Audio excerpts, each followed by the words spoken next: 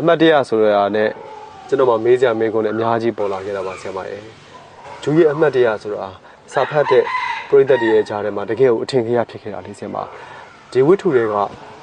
ကစေးချောင်းသူမာလေးတယောက်ရဲ့ live ဆိုလို့ရှိရင်ဆရာမရဲ့ဖွဲ့ညွှန်းခြင်းတဲ့သူ့ရဲ့ချစ်ချင်းမြတ်တာတရားကိုအကုန်ပေါ်လွင်ပါတယ်ဒီလူတွေကြားထဲမှာနေ့စဉ်ဖြစ်ပျက်နေတဲ့ဒီလှုပ်ရှားမှုပုံစံကိုပုံဖော်ရဲဆိုပေမဲ့လည်းဒါဟာတဘာဝတရားဆိုတာကိုဆရာမပြသခဲ့တယ်ဒီနန်းရှိရမောင်ဆိုတဲ့ဇက်ကောင်တွေကလည်းအရန်ကိုခက်စားခဲ့တာပါတစ်ဆက်တည်းမှာပဲကျွန်တော်တို့ဒီဝေဖန်တယ်နေပေါ့နော်အခုနောက်ပိုင်းမှာပြန်ပြီးတော့ကြားခဲ့ရတာဆိုလို့ရှိရင်မြမယဉ်ကျေးမှုနဲ့မကိုက်ညီပဲလွဲထွက်နေတဲ့ဒီလိုခန်းစားဖွဲ့တည်ရေးဖွဲ့မှုတွေနဲ့ကင်လုပ်ခဲ့တယ်ဆိုတဲ့အခါကျတော့ဆီယမရဲ့စာပေထဲမှာတော့ကျွန်တော် living together ဆိုတဲ့အရာကိုကျွန်တော်တို့မမြင်ရပါပဲဒါဟာဒီအကြောင်းအရာကိုရေးထားရဲဆိုပြီးတော့တော်တော်ကလေးကိုဝိပန်တန်နေညံခဲ့တာပါဆီယမအနေနဲ့ဒါနဲ့ပတ်သက်ပြီးတော့လည်းပြန်လဲဖြည့်ရှင်းခြင်းတစ်ခါမှမရှိခဲ့တယ်လို့ဆီယမအနေနဲ့လည်းကိုလှုပ်ဆောင်ရမယ့်ဒုတိယမြောက်လုံးချင်းဝတ္ထုတွေကိုဆက်လက်ထုတ်ဝေခဲ့ပြီးတော့အခုချိန်ထိရက်တည်တိုင်းခဲ့တာအရန်အောင်ဘူးကောင်းပါတယ်ကျွန်တော်သိချင်တဲ့အဲ့ဒီဘက်မှာဆရာမအဲ့ဒီချိန်ကတော့1980ခုပေါ့နော်အဲ့ဒီချိန်မှာဝေဖန်တန်တွေအများကြီးကြားခဲ့တယ်နောက်ပြီးတော့အဲ့ဒီမှာပထမအဆုံးစကြားဖြစ်လိုက်တဲ့ living together ဆိုတဲ့စကားလုံးပေါ့နော်အဲ့တော့အဲ့ဒါကိုဒီဝတ္ထုကိုဝေဖန်တဲ့အခါကျတော့မှကိုကအဲ့ဒီစကားလုံးကိုကြားဘူးတာပေါ့နော်ကြားဘူးတဲ့အခါကျတော့သူတို့နိုင်ငံမှာရှိသလားလို့ရှာကြည့်လိုက်တော့ဟုတ်တယ်သူတို့နိုင်ငံမှာရှိကြပါတယ်သူတို့နိုင်ငံမှာလက်မထပ်ဖဲနဲ့အတူနေကြတယ်အထူးသဖြင့်တော့လွန်နာမည်ကျော်တဲ့ဂျန်ပေါ်ဆတ်နဲ့စီမွန်ဒီဘိုဘွာသူတို့နှစ်ယောက်ကစာရေးဆရာကြီးတွေပဲတိတ်တော်ကြတဲ့စာရေးဆရာကြီးနဲ့စာရေးဆရာမကြီးပေါ့နော်သူတို့နှစ်ယောက်ကမောင်နှမလိုတငယ်ချင်းလိုချစ်သူလိုပေါ့နော်အိမ်အောင်ဘက်လိုဟိုတိုင်ပင်ဘက်ပေါ့တိတ်လဲတော်ကြတယ်လေအဲ့တော့ဒါပေမဲ့သူတို့ကလက်မထပ်ကြဘူးပေါ့အဲ့တော့အဲ့ဒါလေးတွေတော့တို့တွေကြားဘူးတယ်ဒါပေမဲ့ဒီဘက်မှာဒီဝတ္ထုကဟိုတောက်ကြနေ့သို့မဟုတ်စနေနေ့မှာသွားလဲတယ်တစ်ခါပြန်လာတယ်တစ်ခါမှပြန်မလာပြစ်ဖဲနဲ့အဲ့ဒီမှာတညအိတ်လိုက်ဖြစ်တယ်ဆိုတော့အဲ့ဒါကိုနောက်သူတို့ချင်းရဲ့ဆက်သွယ်မှုကိုလည်းတို့တွေကတိကျကျဘာရဲ့လို့လိုလေးဟိုနည်းသူတို့ relationship ကိုဆရာမပါမမရေးထားခဲ့ဘူးပေါ့နော်အဲ့ဒီခါကျတော့ဒီ living together လို့ဝေဖန်လိုက်တဲ့ခါကျတော့အနည်းငယ်ထိတ်လန့်သွားတာတော့အမှန်ပဲအော်ဒီလိုကြီးဖြစ်သွားတာလားပေါ့နော်ဒါပေမဲ့လည်းဟိုကိုစိတ်လည်းမကောင်းဘူးပေါ့နော်ကိုရေးခြင်းတဲ့အကြောင်းအရာအဲ့ဒီပုံစံမျိုးမဟုတ်ဘူးပေါ့နော်သူတို့ညှပ်ချစ်ကြတယ်အေးအဲ့ဒီနားသူတို့ဒီအတိတ်ပဲကောက်လိုက်တဲ့ message ကတမျိုးဖြစ်နေတယ်ပေါ့စိတ်တော့မကောင်းဘူးသို့တော့ဒါပေမဲ့ဟိုကိုရေးစရာရှိတာကတော့ကိုမြင်နေတာကလည်းစိတ်ကြောင်းပတ်ဝန်းကျင်မှာကလည်းဟိုစိတ်ကြောင်းသားတွေစိတ်ကြောင်းသူတွေကစာတွေကလည်းအများကြီးကျဲရတယ်အဲ့တော့ကို့အဆောင်သူ့အဆောင်နေရာကနေပြီးတော့စာမွေးနီးပြီဆိုလို့ရှိရင်ကျောင်းဆောင်တွေမှာတွားပြီးစာကြက်ကြရတာပေါ့နော်စာကြက်ကြတော့လည်းတရွဲတည်းလည်းမဟုတ်ဘူးဟိုလူပေါင်းများစွာနောက်အတွဲဆိုလည်းအတွဲတစ်ခုတည်းမဟုတ်ဘူးသူ့ရဲ့တငယ်ချင်းတွေရောပါတော့အားလုံးကအုပ်ကြက်စာတွေကြက်ကြရတာဆိုတော့အဲ့ဒါကကို့အတွက်ကထုံးစံလို့ဖြစ်နေတော့ဒါကိုရေးလိုက်မိတာဟာအဲ့ဒီကြတော့မှအော်ဒါဟာဝေဖန်စရာကြီးဖြစ်နေပါလားဆိုတော့အဲ့ဒီကြမှာသိတာပေါ့နော်အဲ့တော့ဟိုနောက်ဟိုဘယ်လိုပြောမလဲသင်ခန်းစာတော့ရတာပေါ့နော်ဟိုဒါကိုဖြစ်နေပေမဲ့ပြင်ပပတ်ဝန်းကျင်နဲ့မတူဘူးပေါ့စေးချောင်းပတ်ဝန်းကျင်နဲ့တခြားပတ်ဝန်းကျင်နဲ့မတူဘူးလားသို့မဟုတ်ဖြစ်နေတာကိုပဲဒီတိုင်းရေးပြလိုက်တဲ့အခါကျတော့လက်မခံနိုင်ကြတာလားပေါ့နော်အဲ့တော့စိတ်တော့မကောင်းဘူးတိုးတော်ဆရာမဘာမှပြန်ပြီးတော့မဖြေရှင်းပါဘူးဘာလို့လဲဆိုတော့လွတ်လပ်စွာထင်မြင်ပိုင်ခွင့်ရှိတယ်လွတ်လပ်စွာဆွဆွဲခွင့်လည်းရှိတယ်ပေါ့အဲ့တော့ကိုကဒီဟာကိုမကျေနပ်ပါဘူးဆိုရင်ကိုပြန်ပြီးတော့ဖြေရှင်းပိုင်ခွင့်ရှိတယ်ဒါပေမဲ့ဆရာမအတွက်ကအဲ့ဒါအရေးသိမကြည့်ဘူးလို့ထင်တယ်ဆရာမမြင်တာလေးတွေကိုပြောခဲ့ပြီးဝေဖန်တယ်သုံးသပ်တယ်ဆိုတာတော့သူတို့ရဲ့အပိုင်းပေါ့နော်အဲ့တော့ဆရာမကိုဆက်ပြီးတော့လက်ခံဖို့မလက်ခံဖို့ကဆရာမရဲ့ပရိသတ်ရဲ့အပိုင်းပေါ့နော်အဲ့တော့ဆရာမကတော့ရေးစရာရှိတာကိုဆက်ပြီးတော့ရေးမှာပဲအဲ့ဒီစိတ်နဲ့လည်းနောက်ဝတ္ထုတစ်ပုဒ်ကိုဒီလိုပဲရေးခဲ့တာပဲလေအဲ့တော့အခုချိန်ထိလည်းဆရာမကိုလက်ခံနေကြတော့မယ်လို့ဆရာမယုံကြည်ပါတယ်ဟုတ်ကဲ့ပါဆရာမရေနံချောင်းသူတယောက်လည်းဖြစ်တယ်နောက်ပြီးတော့ဆရာမစေးချောင်းတော့မတ်တင်ဝင်းဆိုတဲ့နာမည်နဲ့ပေါ့နော်ဆရာမနော်အဲ့တော့တော်တော်များများကဆရာမရဲ့ဒီဝတ္ထုအဝေါ်တောင်းတင်းဖြစ်နေရဆိုတဲ့အချိန်မှာဒါဆရာမရဲ့ဘဝအမှန်ဆိုပြီးတော့တချို့ကြောင့်လည်းဝေဖန်တိုက်ခိုက်ကြတဲ့အပိုင်းတွေရှိပါတယ်အဲ့ဒီပုံမှာဒါဆရာမတော်တော်လေးရင်ဆိုင်ခဲ့ရမှာပါအဲ့ဒီအပိုင်းတွေနဲ့ပတ်သက်ပြီးတော့ဒါကတော့ကိုယ်ပြန်ပြီးတော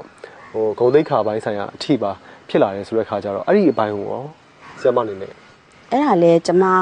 မအနေနဲ့တော့ဟိုဒါတိတ်ကြီးဟိုပထမတော့နည်းနည်းတုံ့လှုပ်တာပေါ့နော်ဒါပေမဲ့ပြန်ပြီးတကယ်စဉ်းစားကြည့်လိုက်တဲ့အခါကျတော့ဒီဝတ္ထုရဲ့စုစုထွေးကကိုမမဟုတ်ပဲနော်အဲ့တော့တကယ်ချင်းတွေကတော့သိတယ်တကယ်ချင်းဆိုကျမနဲ့အလွန်ရင်းနှီးပေါင်းခဲ့တဲ့ဒီထဲမှာလည်းကျမနာမည်တွေထည့်ပေးထားတဲ့ဝင်းမြင့်ထွန်းတို့ခင်ဆန်းဝင်းတို့လှစွန်းညွန့်တို့မတ်ထေးဝင်းတို့ကကျမဒီကျောင်းမှာနေတော့က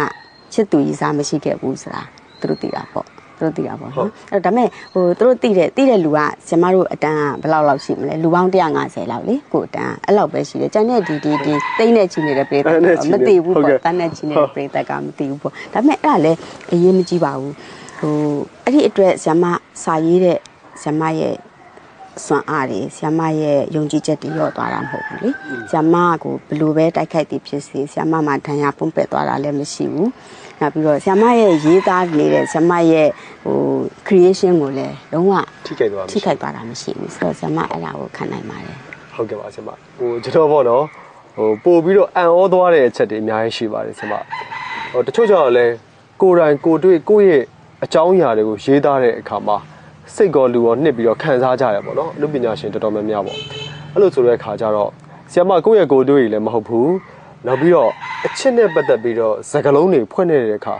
လူတွေရဲ့သဘောတဘာဝတဲကမှအချစ်နဲ့ပတ်သက်ပြီးတော့သဘောတဘာဝတွေကိုဖွင့်နေတဲ့အခါဆရာမအလွန်ပြောင်းမြောက်ခဲ့တာလေဆရာမကျေးဇူးတင်ပါတယ်ဆရာမဟုတ်ကဲ့ပြီးတော့နောက်တစ်ခုကအပြိုကြီးတစ်ယောက်အနေနဲ့ဂုံသိက္ခာရှိရက်တည်နေတယ်ဆိုတဲ့အပိုင်းတွေကိုပြန်ပြီးတော့ထပ်ပြီးတော့ကျွန်တော်တို့ခန်းစားသိမြင်ရတယ်ဆိုတဲ့အခါကျတော့ဆရာမရဲ့ရေးသားချက်တွေခန်းစားချက်တွေကဘယ်ကနေပြီးတော့ပေါက်ဖွာလာလဲဘလို့ခန်းစားပြီးတော့ထွက်ပေါ်လာတယ်လဲဆိုတာအရင်ကခန်းစားရပါတယ်ဆရာမအဲ့ဒီဘိုင်းလေးလည်းသိချင်ပါဗျာဒါကတော့တိတ်ထူးဆန်းတဲ့ကိစ္စတော့မဟုတ်ဘူးဇာရေးဆရာတွေဆိုတာကလေကိုယ်ပိုင်ခန်းစားချက်မဟုတ်တော့လဲပဲအခါခန်းစားချက်နဲ့ခန်းစားတတ်ကြတယ်ဆိုတာဟိုရှေးပဝေသနေဆရာကြီးတွေကလေးကလေကျွန်မလည်းအဲ့ဒါကိုလက်ခံထားတယ်ကျွန်မလည်းအဲ့လိုအငှားခန်းစားရတာတွေရှိပါတယ်ဒါမဲ့လည်းအပြိုကြီးဖြစ်တိုင်းခန်းစားချက်မရှိဘူးဆိုတာတော့အဲ့လိုတော့လည်းအတိတ်ပဲမပေါက်ဘူးအတိတ်ပဲမတက်ရောက်ဘူးလေသို့တော့ဒီဝတ္ထုတစ်ခုလုံးကအငှားခန်းစားချက်ကြီးလားဆိုတော့လေအဲ့လိုကြတော့လည်းမဟုတ်ဘူးကျမတို့စာရေးဆရာတွေကအငှားခန်းစားချက်နဲ့ကိုယ်ပိုင်ခန်းစားချက်နဲ့ကိုရောတမမှွေတတ်တယ်ပေါ့နော်အထူးသဖြင့်ကျမကတော့ဒီလိုတကယ်အဖြစ်ပြက်လေးရယ်စိတ်ကူးရဲ့အဖြစ်ပြက်လေးရယ်အဲ့ဒီနှစ်မျိုးကိုတမအောင်ပေါ့နော်ကျမရောတဲ့ဟိုအကျဉ်းစရိုက်ရှိတယ်အဲ့လိုရောတယ်နောက်တစ်ခုပြောစရာရှိတာကစောစောပြောသွားတယ်အပြိုကြီးဆိုတာအပြိုကြီးဆိုတိုင်းခန်းစားချက်မရှိဘူးလို့ပြောလို့မရဘူးအပြိုကြီးတွေမှာလည်းခန်းစားချက်ရှိတယ်အပြိုကြီးဖြစ်တာကအိမ်အောင်မပြူတာတစ်ပိုင်းပဲလေဒါပေမဲ့သူ့မှာအချစ်မရှိဘူးလို့ပြောလို့မရဘူးပေါ့နော်ဘယ်သူမှမဆိုအချစ်ကရှိတတ်တာပဲလူပြင်စာရေးဆရာဆိုလို့ရှိရင်တော့ချစ်ချင်းကပို့ပြီးတော့တိတိကျကျပေါ်ပေါက်တတ်တာပေါ့နော်အဲ့တော့ကျမရေးတဲ့ထဲမှာစိတ်ကူးတာတွေပါမယ်နောက်တငယ်ချင်းတွေရဲ့အကြောင်းအရာတွေပါမယ်ဆိုတော့အဲ့ဒါတွေအကုန်လုံးကိုတွဲလိုက်တယ်ပေါင်းလိုက်တဲ့နေရာမှာပြပြလေးပေါ့နော်တည်တည်တတ်တတ်ကလေးထည့်ပြီးတော့ပေါင်းလိုက်တဲ့အခါကျတော့ကျမရဲ့စိတ်ကူးကျမရဲ့ခန်းစားချက်တွေနဲ့အပြင်ကဟာတွေနဲ့ရောလိုက်တဲ့အခါမှာအမတ်တမဲ့ကြည့်လို့ရှိရင်ဒါဟာကျမကိုယ်တိုင်ခန်းစားရတဲ့ခန်းစားချက်လို့မျိုးဘာလို့ဆိုတော့ကျောင်းနေရာနောက်ပြီးတော့ကျတော့လူတွေဆရာတွေစာသင်ခန်းတွေအဲ့ဒါတွေအကုန်လုံးကတကယ်အဖြစ်ပြက်တယ်နော်အဲ့တော့အဲ့ဒါတွေမှာစိတ်ကူးဇက်ကောင်ကိုပြန်ထည့်လိုက်တယ်အဲ့မှာကျတော့ပြင်းသွားတယ်လို့ကျမအဲ့လိုခန်းစားရတာပဲနောက်တစ်ခုလူတွေကတစ်ထစ်ကျယုံကြည်ကြတယ်ဆိုတဲ့အပိုင်းကဆရာမဟိုအပြိုကြီးလည်းဖြစ်တယ်ပေါ့နော်ဒါအခြေရေးကိုစိတ်နာပြီးတော့လက်ရှိဒီလိုမျိုးရက်တည်နေရဆိုပြီးတော့ဒါကတော့